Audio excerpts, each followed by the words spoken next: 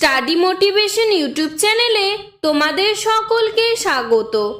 আজকে আমি তোমাদের ক্লাস 3 বাংলা পাতাবাহার বইটির নদীর তীরে একা গল্পটির অনুশীলনীর সমস্ত প্রশ্ন উত্তর করিয়ে দেব। ক্লাস 3 বাংলা ইংরাজি উইংস বইয়ের অনেক প্রশ্ন উত্তর এবং অ্যাক্টিভিটি আমি সলভ করে দিয়েছি। ডেসক্রিপশনে লিংক দেওয়া আছে এবং প্লেলিস্টও করে দেওয়া আছে, সেখান থেকে দেখে নিও। 1 নম্বর, নির্দেশ অনুসারে উত্তর দাও। 1-এর 1 দাগ। প্রকৃতি বলতে কি বোঝো? উত্তর, আমাদের চারপাশে গাছপালা, পশু পাখি, মানুষজন, নদী নালা, খাল বিল, এই সবকে প্রকৃতি বলা হয়। 1-এর 2 দাগ। প্রকৃতি যে উপাদান বা জিনিসগুলি নিয়ে গড়ে উঠেছে তার কয়েকটি নিচে দেওয়া হলো। কয়েকটি নিজে লেখো। একজন প্রকৃতি পড়ুয়া হিসেবে তুমি এর কোন কোন উপাদান পর্যবেক্ষণ করে কি কি জানো আর শিখেছো তা লেখো। উপাদান গাছপালা।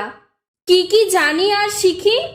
এখানে গাছপালা আমাদের শেখায় পরোপকারিতা, সেবা। বাতাস আমাদের শেখায় কর্মচঞ্চলতা, সেবা। পাহাড় পর্বত আমাদের শেখায় সহনশীলতা, মৌন মহানতা। নদী আমাদেরকে শেখায় নিজের পথে চলা, সেবা। খোলা মাঠ আমাদেরকে শেখায় উদারতা, মন খুলে বলা। 2 নম্বর, আমাদের দেশে 6টি ঋতু আছে। প্রতিটি ঋতুর নিজস্ব কিছু বৈশিষ্ট্য আছে। নিচের বাক্সগুলি থেকে সেগুলি বেছে নিয়ে ঠিক ঋতুর পাশে বসাও। আমি এখানে দেখো পাশে পাশে তোমাদের ঋতুগুলির নাম লিখে দিয়েছি। গ্রীষ্মকালে হবে চাতক পাখি ডাকছে ফটিক জল, আর একটা ওই পাশে দেওয়া নদী নালার জল শুকিয়ে গেছে। বর্ষাকালে হবে ঝমঝম করে বৃষ্টি এলো, পথে ঘাটে খুব কাদা জমেছে।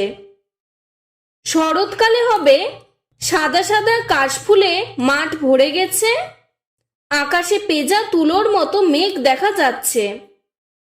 হেমন্তকালে হবে এখন ঠান্ডা পড়তে আর অল্পই দেরি, চারিদিকের আবহাওয়া খুব মনোরম। শীতকালে হবে গাছের সব পাতা ঝরে যাচ্ছে, আজ সোয়েটার গায়ে দিতেই হবে। বসন্তকালে হবে কদিন থেকে গুটি বসন্তের প্রকোপ দেখা দিয়েছে, বাইরে ফুরফুরে দক্ষিণা হাওয়া বইছে। 3 নম্বর, বাক্য রচনা করো। হাজির। পূজাকে ডাকার সাথে সাথেই সে হাজির হলো। চওড়া। আমাদের বাড়ির রাস্তাটি খুব চওড়া। নৌকো।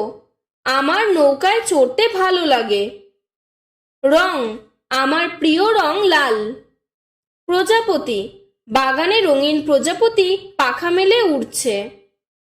4 নম্বর, তোমরা যে গদ্যটি পাঠ করলে তাতে কিছু নদী এবং পাখির নাম পেয়েছো, সেগুলি খুঁজে বের করে নিচে তালিকায় লেখো। এখানে দেখো নদীগুলির নাম হবে ইচ্ছামতি, দামোদর, রূপনারায়ণ, গঙ্গা। পাখির নাম হবে খঞ্জন, কাদাখোঁচা, বালিহাঁস, সরাল, চখা, মাছরাঙা, মেছোবক। 5 নম্বর, তুমি প্রকৃতির কোলে পুরো একটা দিন কাটানোর সুযোগ পেলে কোন জায়গাটি বেছে নেবে? তোমার পছন্দের জায়গার পাশে টিক দাও। আমি এখানে নদীর ধার দিয়েছি, তোমরা তোমাদের ইচ্ছে মতো এখানে দিতে পারবে এবং তোমরা যেই জায়গাটির পাশে টিক দিবে সেই জায়গার সম্বন্ধে কিন্তু এখানে লিখতে হবে। যেহেতু আমি নদীর ধার দিয়েছি তাই নদীর ধারের সম্বন্ধে এখানে 6টি বাক্য লিখব। দেখো এখানে বলেছে সেখানে সারা দিন কিভাবে কাটাবে 6টি বাক্যে লেখো। আমি লিখেছি, ভোরবেলা ঘুম থেকে উঠে নদীর ধারে গাছের ছায়ায় বসে আমি সূর্যোদয় দেখব। 2 নম্বর, সারাদিন ধরে নদীর ঢেউ, নৌকার যাতায়াত, পাখি, মাছ প্রভৃতি দেখব। 3 নম্বর, নৌকায় চড়ে নদী ঘুরব আর মাঝির সাথে গল্প করব। 4 নম্বর, নদীর 2 পাড় জঙ্গল ও জনবসতি দেখব। 5 নম্বর, নদীর ধারে বসে কখন কোন পাখি আসে, কোথায় কি মাছ পাওয়া যায় মাঝির কাছে শুনবো। 6 নম্বর, দিন শেষে প্রকৃতি ও মাঝিকে বিদায় জানিয়ে বাড়ি ফিরে আসবো। 6 নম্বর, ফাঁকা ঘরে ঠিক শব্দ বসাও। 6-এর 1 দাগ, নৌকায় বসে দেখি গরু চড়ছে। চড়ছে বানানো হবে চ বসিনর 6 করেছে চড়ছে, আর ছেলেরা চড়ছে গাছে। এখানে বানানটি হবে চ ডবিনর 6 করেছে চড়ছে। 6-এর 2 দাগ, প্রতিদিন আশা করে সরিয়া তালিবস্বয় আকার আশা করে নদীর ধারে যাই জোয়ারের জল আসা দেখব বলে সরিয়া দন্তিস্বয় আকার আশা। 6-এর 3 দাগ, আমিও দমবার পাত্র নই ন রস্যই নই মনুও নয় ন অন্তস্তীয় নয়। 6-এর 4 দাগ, বহুদিন পরে গায়ে গয় চন্দ্রবিন্দু আকার গা, গা মানে গ্রাম, গায়ে ফিরে গা জুড়িয়ে গেল গয়াকারে গা, গা মানে শরীর।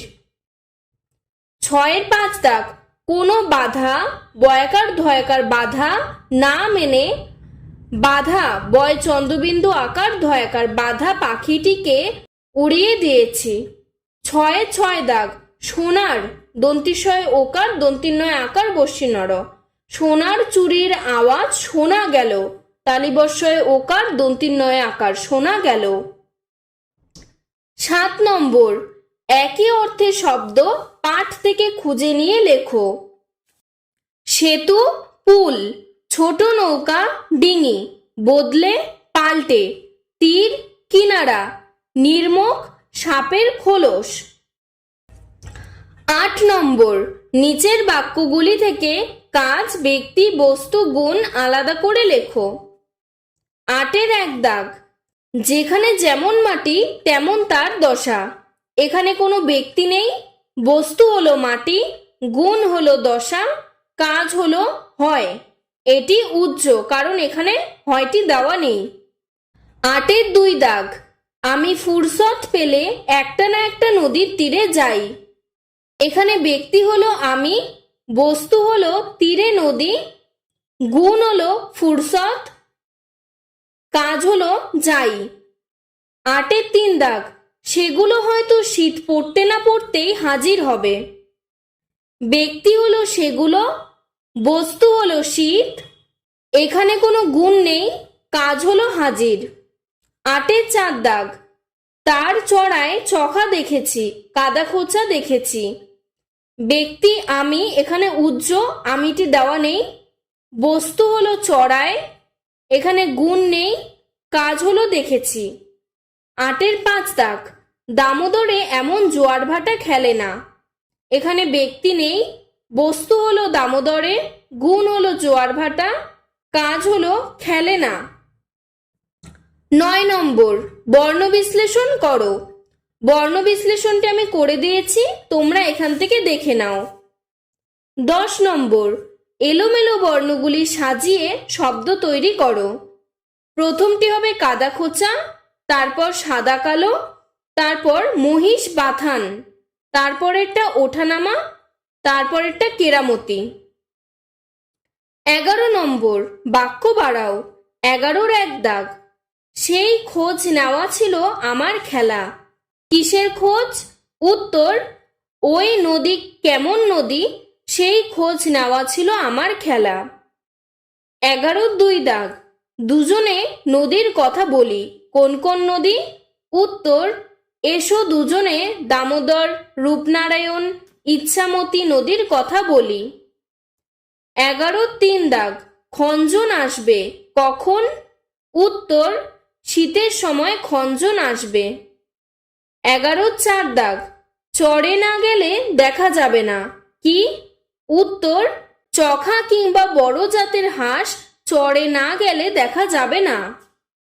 11-এর 5 দাগ, চলাচল দেখতে পাবে কাদের? উত্তর, এবার ওপারের পাখি প্রজাপতির চলাচল দেখতে পাবে। 12 নম্বর, বাক্য সাজিয়ে লেখো। 12-এর 1 দাগ, সেই মাঝি ডিঙি খুব চিনি আমি ভালো।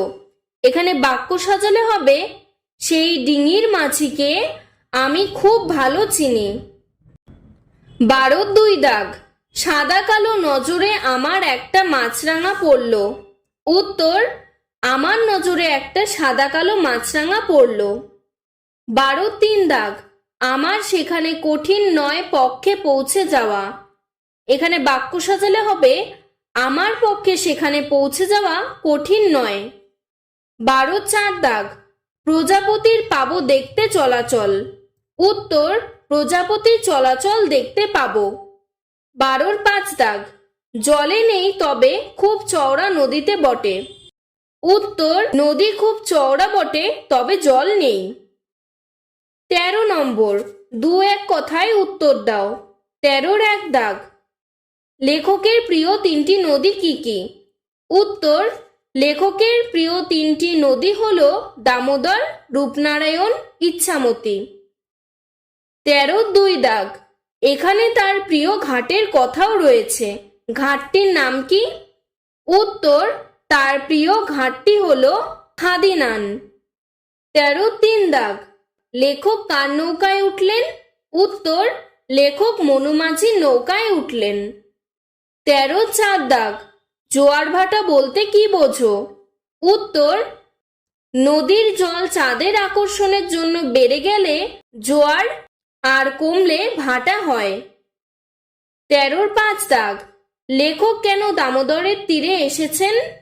উত্তর, লেখক ভরা বর্ষার নদী দেখবার জন্য দামোদরের তীরে এসেছেন। আজকের ভিডিওটি এতটুকুই। ভিডিওটি ভালো লাগলে লাইক করে চ্যানেলটিকে সাবস্ক্রাইব করে দিও। ধন্যবাদ।